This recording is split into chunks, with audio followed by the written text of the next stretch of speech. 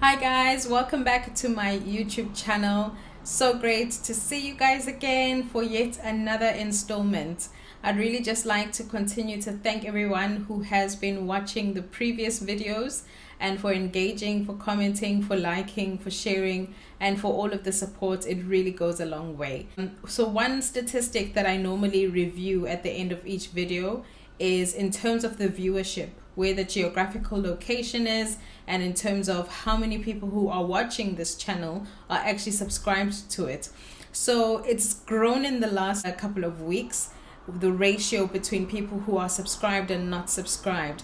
At the moment, the people who watch these videos, about 25% of them are subscribed. The other 75% is not yet subscribed. If you're one of those people who comes back to watch these videos and you haven't yet pressed the button, what are you waiting for? Press the button, do the right thing, subscribe.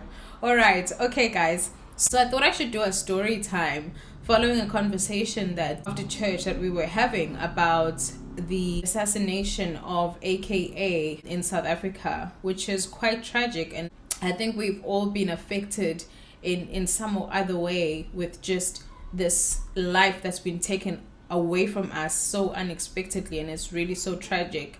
And so in the midst of the conversation, I was actually explaining this whole concept of inkabi, because somebody mentioned that they were watching a documentary about inkabi that was admitting, and for those that don't know, inkabi is an assassin. It's a Zulu word for assassin.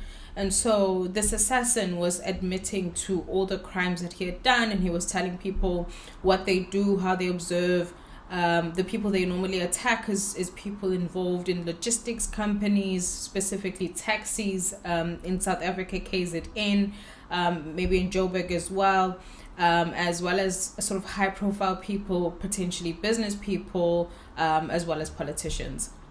So as we were talking, I was actually telling them, guys, this story, kind of it sits closer to home than I would like, because I have my own story pertaining to assassins when I was younger, and this is how it goes.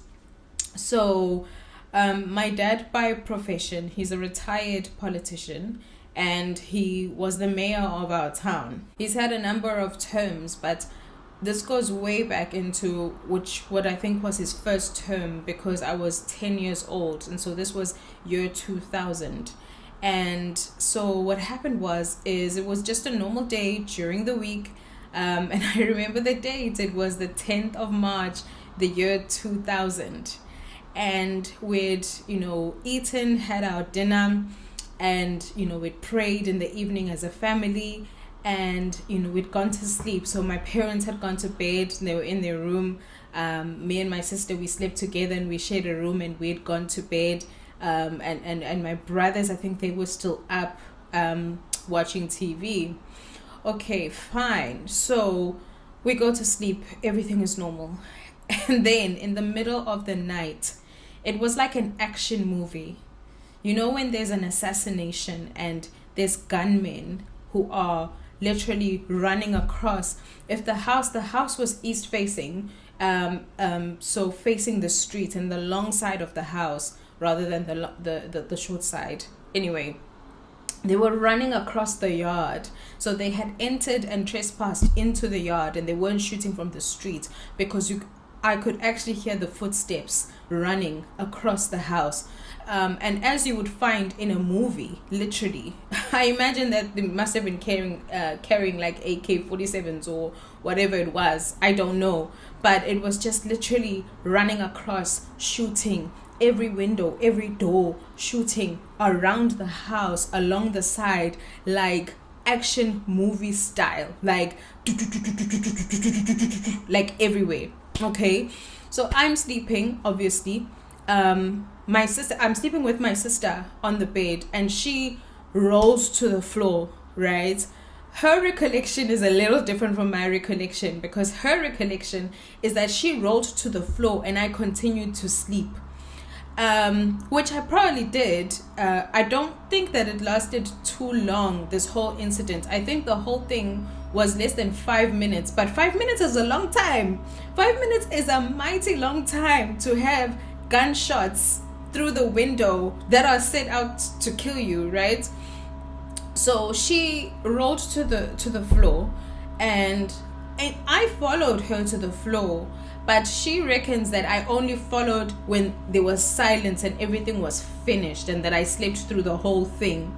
Yet I do recall seeing on the windows, on the what you basically saw from the inside was the window lighting up and a hole piercing. That's what you saw, because it's at night, it's dark, the lights are out, and you literally just saw piercing and like everywhere, right? And so we fall to the ground, and soon afterwards there is silence. Okay, dead silence, fear, trembling, horror, terror. Oh my gosh, I can't believe it. I was 10 years old. This is now almost 23 years ago. But I remember that night. I remember that night so well. It's actually crazy. And so the next couple of minutes would see my parents knocking at every door of their children to check if they are still alive. Wild. It's actually wild. So they check on our doors to check if we're alive. Now we're inside the room and there's been this shooting. We hear a knock. We don't know who's knocking at the door. We don't know. But I think Dad then he voiced out Tandega Phumzile, and you know, then we knew it was our dad. But in that moment, it could have been anyone. It could have been anyone, you know. So they check on us, they're fine, and obviously they don't know as well whether these people have left the property. They're risking their lives coming through to check, and they don't know whether these people have actually entered the house. So they just tell us to take, you know, the bed mattress and to just place that on top of ourselves. So we took the bed mattress. Oh, no. We placed it on the window. And then I don't know what we took to put on top of ourselves. But they called the police. We waited in silence. Dead silence, you know. I love our neighbors to death, all of them. Well, they are old neighbors now, but none of them came. None. So it takes me back to okay, I might be circling around a bit. It just makes me think of the whole AKA situation, and how people are saying that, oh, AKA's friends are not real friends. Why didn't they go and check on him while he was shot dead, right? Guys, human nature, you don't go towards the danger. Right, so I don't even hold anything against anyone. That was just going to a shooting scene it's not wise. But there was actually Ubabzulu Pelele, who was one of our neighbors who he came when the police came. So by the grace of God, we were all unscathed. Not a hair on our heads was touched. When I tell you about the blood of Jesus, the hedge of protection, God, my God, you know, nobody can ever say to me that God is not real. Nobody can ever convince me otherwise, because I've seen too much from the time I was 10. And God, he's a God of details. He even cares about the materialistic little things that shouldn't matter so much in comparison to human life. Because when I tell you that he not only saved our physical bodies, but he also saved, like, one miraculous thing that I'll always remember. It may be insignificant to someone else, but me there and us trying to reason how this bullet did not hit the car, because the garage door, right, was hit in the center where the car was parked, right next to it, less than a meter away. So that bullet hit the center of the garage door, yet it literally moved to the right. On the wall, there were no bullet holes or whatever. But on the door at the back leading into the house, that is the next trace of the bullet hitting. So God by his own finger. This is my story. Maybe a ballistics specialist can argue with me and tell me otherwise. But this is my story and I'm sticking to it because this is what we saw with our eyes. Basically, the bullet went into the middle of the door of the garage, didn't hit the car at all, and then did like a quick right and then straight forward again. I don't know. That's all we saw. Those are only the markings that we saw. Obviously, alongside the markings of bullets along the whole house, in the lounge, in the dining room, in all of the rooms, in the doors, in everything, because it was really like all around the passage. So they tried to get from either side, to the left, to the right, to the back, like everywhere. They were trying to make sure that not one single person makes it out alive. But the hand of God is so mighty. The hand of God is so mighty and so powerful that he snatched us out from the hands of the enemy. So anyway, back to the events of the night. Like I said, then my parents called the police. We were waiting, obviously still in terror because we don't know where these people are. We're assuming that they left the property because there was no more shooting. There was no more footsteps that we heard. And we just had to patiently wait. And I don't have any recollection of how long it actually took for them to get to us. But I don't think it was longer than 30 minutes, to be honest. But obviously not like 5 or 10 minutes. It was still a while. They eventually came. They took a statement. And I almost want to say the rest is history, but that was the beginning of the need for security. I think previously before that, the mayor didn't have security, or they left during the day, right? So it began a whole thing. Then we had a whole new reality, because now, I won't lie. Can you imagine the next couple of nights? We then had to continue having... we would take the mattress of the beds and put them against the windows to make sure that there wouldn't be another attack in the weeks or the days to come. If you were someone, my brothers were teenagers at the time, yeah.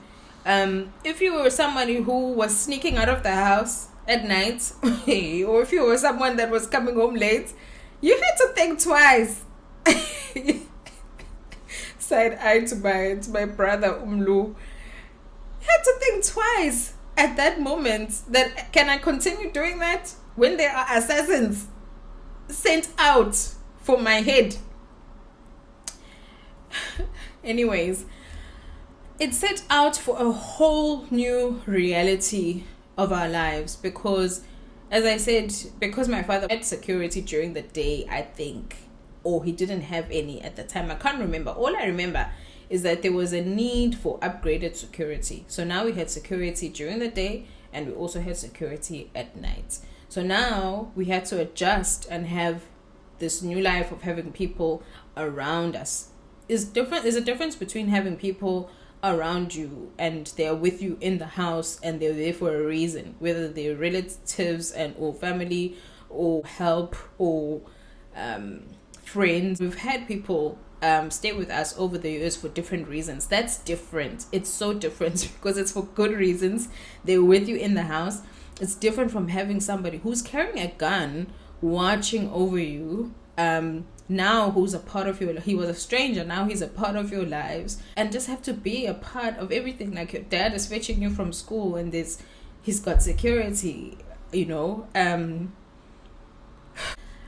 I actually never knew that this story is hard to tell. And when we unpacked it, we would unpack it for different reasons in different areas of it, in different, conversations. But just now I'm realizing our lives actually had to change. This needed security who are there to protect you. And they're carrying guns and you're not used to guns and you don't even believe in guns. It was a lot, and being 10 years old and having to just carry on, you literally just have to carry on. An assassin is not going to be sent by somebody who is far from your life. Nobody's going to be that passionate about your life unless they're right here. So that's the twisted part of everything. Having lived through that, it's crazy. It's crazy. I do wonder how much of an impact it had on my ability to trust in relationships, to trust in friendships. Having that happen at 10 years old and knowing that this hit could not have been sent by somebody who's a million miles away. Somebody who writes in our midst. It could have been someone who came to even check on us afterwards. That's life. That's life. And that's a reality I had to accept at 10 years old. And I remember it was a recurring conversation with my friend Tanya, who was the warmest, and still is, the warmest, purest, well-meaning person. And we would have this recurring conversation about how I vocally and outrightly stated and would mention that I don't trust anyone. Yes, you are my friend, but I don't trust you. I don't trust a human being. I would vocalize that so much. And she was so bothered. She was so bothered by what? She couldn't understand. She couldn't believe it. Like, what? You mean you don't trust me? Like, you don't trust anyone? She just couldn't get her head around it. And only now I realize how twisted that whole sentiment was, that I couldn't trust. I can trust now, but also I know that the Bible doesn't tell us to trust anyone. It tells us to love everyone. It doesn't tell us to trust. That's my slogan. Like, it doesn't tell us to trust everyone. Okay, but I'm not there. I think I'm a lot more trusting now. I think I desire to trust, and I love the concept of trusting, and I think I've allowed myself to trust, and I do trust. But obviously, like, I understand that people have flaws and they will let you down, and that's okay. It's not like the end of the world and I'm cutting them off and that's the end, which is the energy I was moving with when I was a little bit younger. But now, like, there is room. Like, I've got plenty of room for people to let me down, and we work it through, and we work it out together. And, you know, obviously forgiveness, because I understand that I also need grace, and I think God has helped me in that area as well. Like, can I say that I my whole life have been 100% trustworthy? The answer is no. And so I've matured and allowed myself to trust, you know, but I think that's where a lot of my trust issues actually stemmed from, that whole thing. And then the other side of the trauma is that a lot of my dreams, like night dreams when I go to sleep, a lot of the dreams that I would have, there would be action movie style shooting and gunmen, and I'm running and I'm hiding and I'm escaping and I'm jumping and I'm rolling and I'm, hey, literally for 20 years at night, I would, not every night, it wouldn't be like nightmares which terrorize me. It wouldn't be anything like that. But it would be like a mild, like maybe every 6 months, you have this dream. You're running, you're escaping, you're being shot, you're being, gunmen are running after you. So I now realize that was part of the trauma of having that incident happen as a child. Damn, I didn't realize that telling the story is actually gonna get a little bit heavy. There's so many things that God has actually delivered me and my family from, things that seem outrageous and they can enrage a whole society when they come to light and they happen and people see them. But actually, when you remember, hey, I've lived through this. Hey, this is my reality. Hey, I've healed through this. So I just want to thank God for his hand of protection. He's just been, when he says he's our deliverer, he's really our deliverer. So that's the end of the video. Thank you for watching till the end. Again, to all the people who haven't yet liked, subscribed, shared, commented down below, please continue to do the right thing. And if you yourself have gone through something similar or know of people who have, feel free to share your story and comment down below. Otherwise, take care. See you next time. Cheers. Bye.